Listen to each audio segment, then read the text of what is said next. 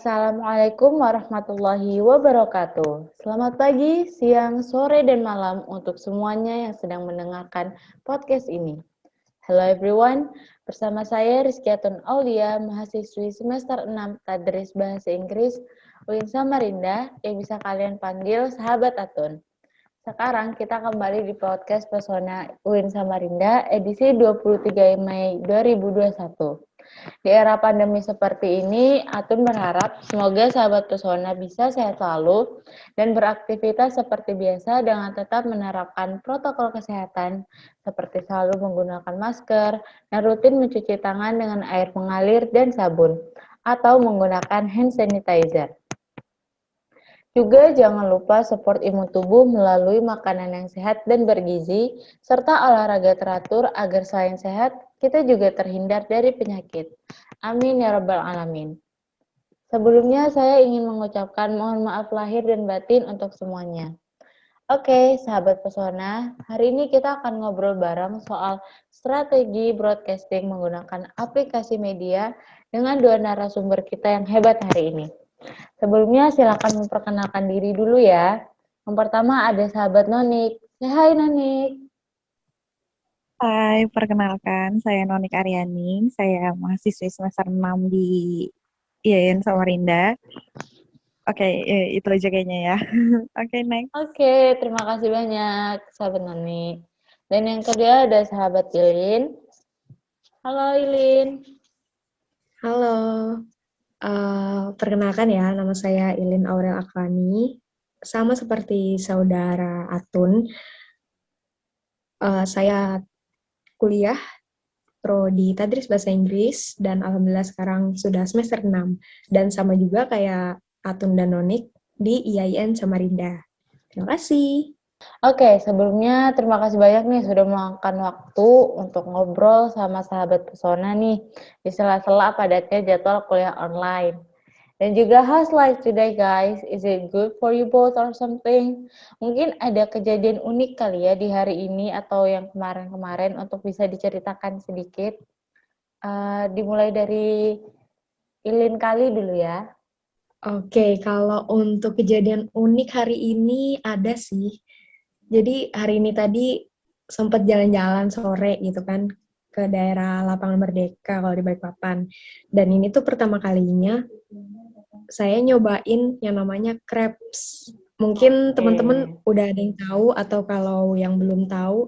Jadi crepes itu gampangnya tuh kayak ini loh, ujung dari makanan terang bulan yang dia agak-agak crispy gitu. Iya, Tahu kan? yang agak kering itu Saya ya. nyobain itu. Iya benar. Terus dia kayak dikasih entah itu selai atau coklat, tiramisu, pokoknya macam-macam rasa gitu kan. Ya kurang lebih yang kayak roti bakar gitu. Cuma bahan dasarnya dia crepes gitu.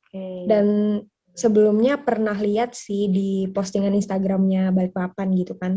Kalau emang crepes yang ada di situ tuh famous lah istilahnya. Emang kayak rame yang beli dan rasanya tuh enak gitu. Dan crunchy-nya tuh bisa bertahan lama gitu, nggak kayak crepes yang lain yang biasanya cepet banget melempemnya gitu kan. Jadi tadi saya coba beli dan emang worth it sih untuk kisaran harga 12-15 ribu. Jadi itu pengalaman pertama yang worth it banget buat saya. Gimana kalau Atun atau Nonik? Mungkin ada yang unik hari ini? Oh, rasanya nggak ada yang bisa tandingin ya. Bener. Enak banget. Banget dah pokoknya. Bagaimana saudari Nani? Mau ceritakan Kalau untuk sedikit? saya, apa ya, hari ini nothing special sih. Jadi kayak biasa aja. Cuma kemarin, karena kan, ya mungkin kalian berdua pada udah tahu. Kan saya ini salah satu penggemar BTS dan kemarin BTS comeback dengan single barunya yang judulnya Butter. Dan itu tuh single kedua mereka yang pakai bahasa Inggris, full bahasa Inggris. Jadi tuh kayak hampir seharian saya streaming dan mereka memecahkan rekor mereka sendiri. Kayak dalam sehari bisa nyampe 121 juta viewers dan itu kayak wow. Saya amazed sih. Keren banget pokoknya. Jadi dalam 24 jam ada 120 juta views.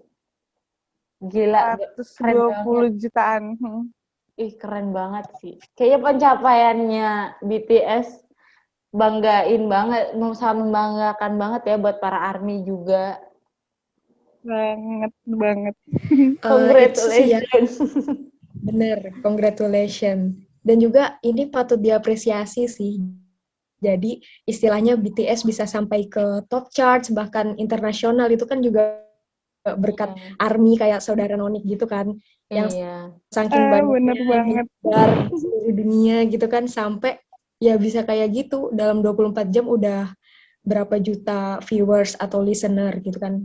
Patut Iya. diacungi jempol emang ARMY. Iya, banget sih. Keren banget. Oke, terima kasih banyak untuk saudari Ilin dan Nonik. Mau sharing sedikit tentang apa aja sih yang sedang mereka alamin? Oke, kita langsung nih ke materi, langsung ke topik pembahasan podcast kali ini. Nah, itu yang pertama, saya mau nanya nih, mengapa aplikasi media sangat penting di dunia broadcasting? Dimulai dari saudari Nonik dulu ya.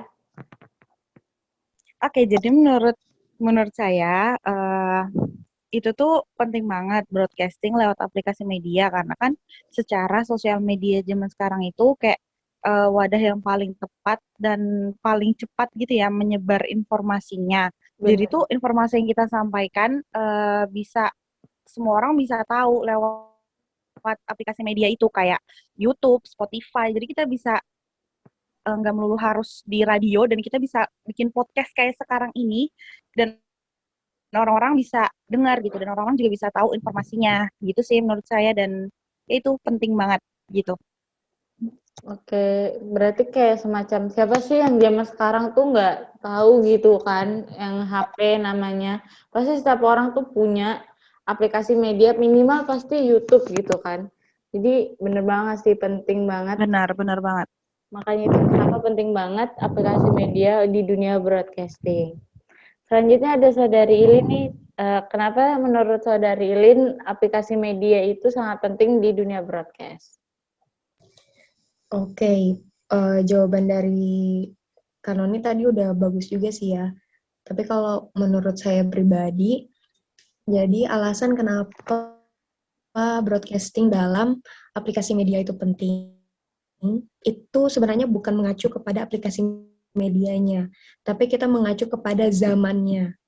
Nah, kalau kita lihat beberapa dekade belakangan, itu kan perkembangan teknologi tuh signifikan banget nih, kayak kelihatan banget gitu. Iya. Perubahan-perubahannya, perbedaan-perbedaannya dari tahun ke tahun gitu kan. Jangankan dari tahun 90-an ke tahun 2000-an gitu. Kita dari tahun 2020-an kembali ke 2010-an aja itu udah beda banget gitu kan. Iya, benar Zaman banget dulu sih. tuh anggap aja 2010 nih, 2010 kita tuh masih zaman-zamannya kayak HP yang pakai tombol gitu kan. QWERTY lah, paling gaul dulu tuh QWERTY gitu kan. Kalau sekarang udah serba layar sentuh dan bahkan udah mulai ada yang ngembangin yang nggak perlu disentuh gitu loh, nggak tahu itu caranya gimana. Ntar itu bisa terpencet sendiri Pakai gitu. sidik jari gitu ya. Itu udah, iya, entah bisa pakai sidik jari, ada juga yang mulai pakai kayak pergerakan ID. mata atau gimana gitu kan. Benar, kayak signifikan banget gitu. Nah, kalau kita ngebahas soal broadcasting,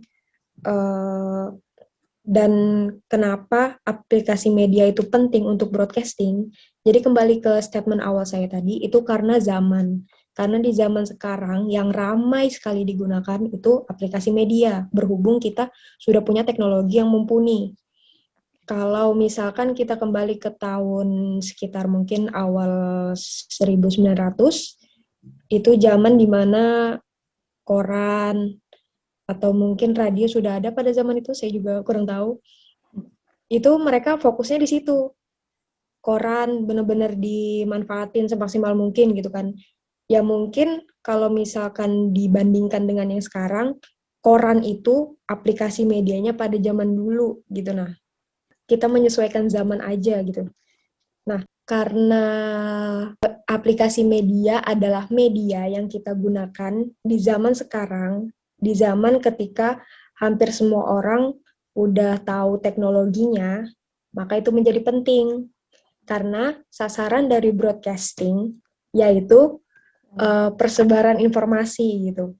Kita ingin sebanyak mungkin orang tahu tentang informasi yang ingin kita sampaikan. Itulah kenapa aplikasi media menjadi penting untuk broadcasting di zaman ini. Kayak gitu sih kalau menurut saya. Bener banget sih, apalagi sekarang kalau kita lihat ya, zamannya kan ini zaman milenial ya kata orang kan. Jadi apa-apa tuh pengen serba instan. Jadi kan kalau dilihat lagi zamannya, nggak mungkin kan kita bawa radio buat dengerin siaran. Jadi segala hal itu kan sudah ada gitu ya di HP. Jadi kayak walaupun radio aja, kita juga bisa denger di HP gitu kan. Tapi kalau misalnya radio, kadang itu kayak semacam adalah jadwalnya kan. Tapi kalau misalnya di mana apa lagi namanya tuh kayak aplikasi media, kita bisa nonton, kita bisa dengar di waktu kapanpun, mau di kondisi apapun. Mungkin nggak kondisi apapun kali ya, tapi kita bisa dengar di kapanpun kita mau gitu. Nah, jadi itu juga melihat kayak kemudahannya, fleksibilitasnya juga sih dari zaman ini. Oke, selanjutnya dari tadi kita ngebahas tentang pentingnya nih. Udah tahu kan beberapa hal kenapa sih aplikasi media itu sangat penting di dunia broadcast. Selanjutnya kita bahas nih bagaimana strategi broadcast menggunakan aplikasi media. Dari Saudari Ilin dulu kali ya. Menurut Saudari Ilin bagaimana sih strategi broadcast yang baik atau enggak, strateginya aja lah dulu untuk penggunaan media aplikasi dalam dunia broadcast. Oke. Kalau menurut saya ya, dan mungkin ini juga pandangan dari beberapa teman-teman yang seusia sama saya, yang istilahnya udah lumayan lama menikmatin mudahnya teknologi gitu. Jadi kayak sedikit banyak kita juga tahu nih, oh ternyata informasi yang kayak gini nih yang cepat tersebar gitu.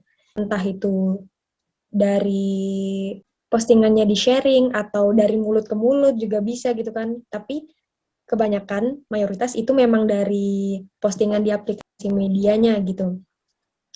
Nah, jadi kalau menurut saya hal yang pertama kita lakukan kalau misalkan memang kita berniat untuk membuat suatu broadcasting dalam aplikasi media, itu kita harus tentukan tema dulu.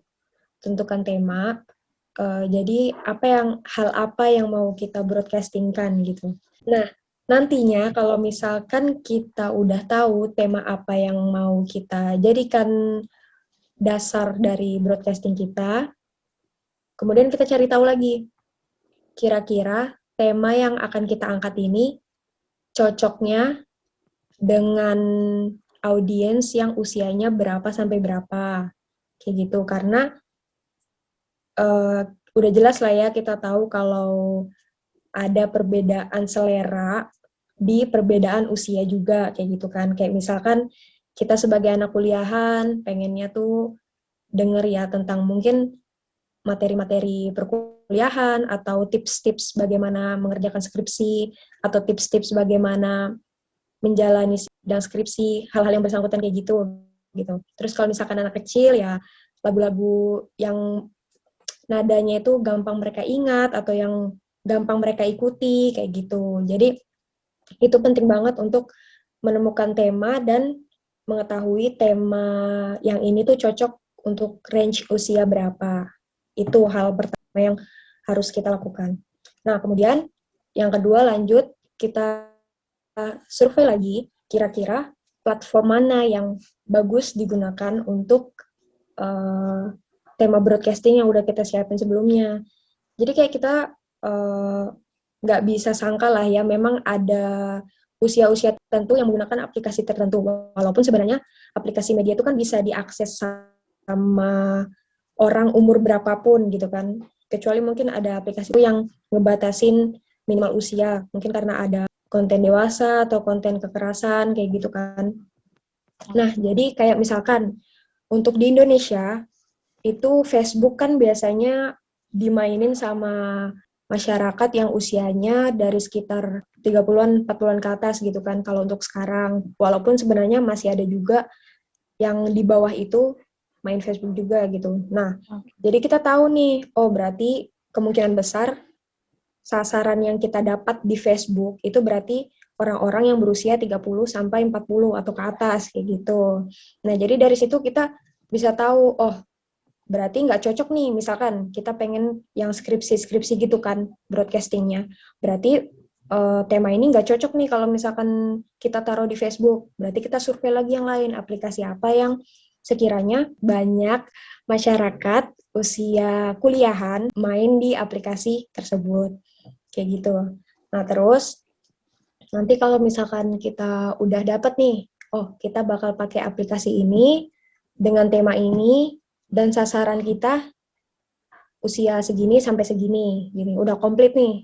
Nah terus kita udah mulai, udah rajin ngepost dan kita lihat perkembangan tanggapan dari netizen lah istilahnya ya, tanggapan dari netizen bagaimana, dan akhirnya kita ikutin kira-kira tren apa yang ada di momen itu gitu. Kita harus juga pinter-pinter manfaatin tren apa yang ada di waktu-waktu tertentu. Tapi tetap mengacu pada sesuai tata krama ya, karena kalau di Indonesia kan kita masih menerapkan budaya timur gitu kan. Dan juga kalau bisa konten tuh yang berkualitas, nggak hanya sekedar mementingkan rating atau mementingkan viewers gitu. Kan banyak juga ya fenomena sekarang gitu kan. Trennya beberapa waktu lalu kayak prank, jadi kayak hampir semua influencer itu kontennya prank semua gitu kan. Oke lah kalau misalkan sekali dua kali nggak apa-apa, tapi kebanyakan tuh kayak berkelanjutan gitu. Jadi kontennya kayak gitu terus. Nah, itu disitulah kita sebagai orang yang ingin membuat broadcast itu harus apa ya istilahnya, istiqomah mungkin harus konsisten dengan apa yang mau di broadcastingin dari awal kayak gitu. Itu sih kalau menurut saya dan selama saya bermain dengan aplikasi media dan sosial media selama ini.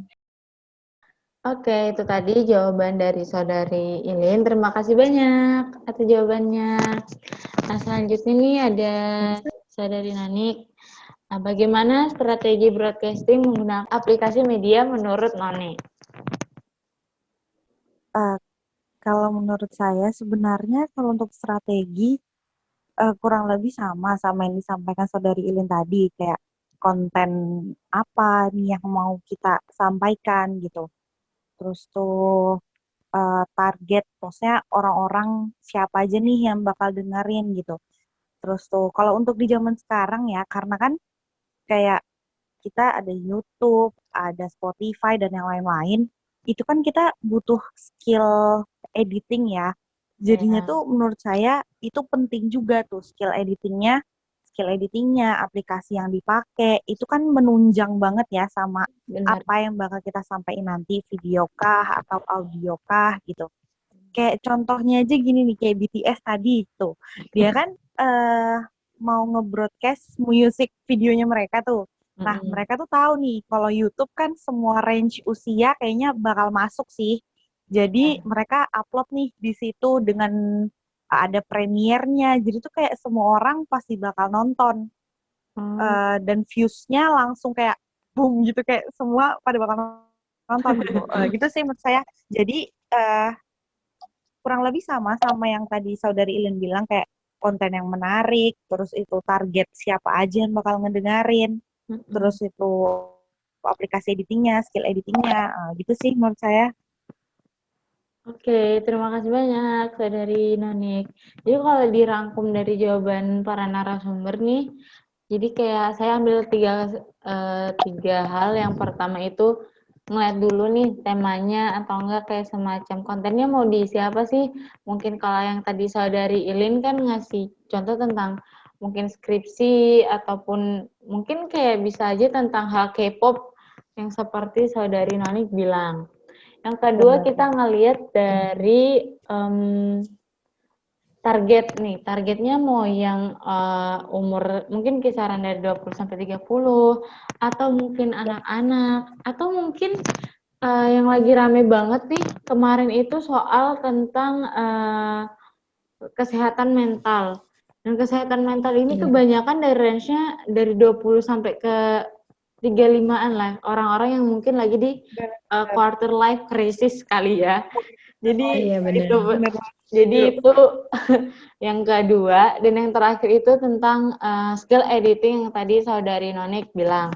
Kalau menurut saya itu kenapa penting juga, mungkin ada yang sedang kayak semacam kan di YouTube apa-apa tuh bisa di-cut atau kayak gimana. Jadi mungkin kayak halnya seperti yang tadi dibilang, pengen targetnya ini yang di bawah umur. Jadi kita dengan skill editing tuh mungkin bisa kayak sensor namanya, kayak mungkin beep, if there is kalau ada sesuatu yang mungkin kelewatan batas gitu kan. Jadi itu benar banget sih, dari 3 hal tersebut kita bisa pakai untuk strategi broadcasting menggunakan aplikasi media. Iya, benar banget sih. Dan juga mau menambahkan dikit nih. Tadi saudari Nonik ngasih contoh bagus banget sih. Nah, jadi tadi kita ambil contoh nih dari BTS. Oke, kita akui kalau BTS itu kan di backing sama manajer yang istilahnya udah profesional banget gitu kan. Tapi kita bisa jadiin itu contoh gitu, meskipun kayak kita nantinya sebagai content creator bisa memanage gimana sih bikin konten yang konsisten gitu loh. Yang konsisten tapi juga berkualitas gitu kan. Sampai akhirnya kayak yang Nonik bilang tadi, BTS bikin premiere untuk comeback-nya dia itu tuh langsung nge-boom gitu kan viewersnya. Nah itu contohnya gimana kita bisa jadi content creator yang tetap sesuai tema, terus range usia yang kita inginkan kita dapat, jumlah viewers yang entah itu kita inginkan atau bahkan melebihi itu gitu kan, itu kita juga dapat kayak gitu. Dan juga tetap yang paling utama tetap mempertahankan kualitasnya dia gitu kan, bukan yang kayak prank-prank lah atau apalah gitu loh. Tuh, setuju banget. Gitu guys. Oke guys, ya oke deh, itu tadi penjabaran mengenai strategi broadcasting menggunakan aplikasi media yang insya Allah sangat bermanfaat sekali, khususnya untuk semua yang saat ini sedang ingin sekali menjadi seorang penyiar ya.